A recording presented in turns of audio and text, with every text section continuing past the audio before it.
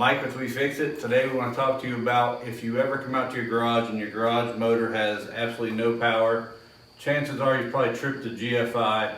What you want to do is look for your outlet in your garage that has the GFI on it.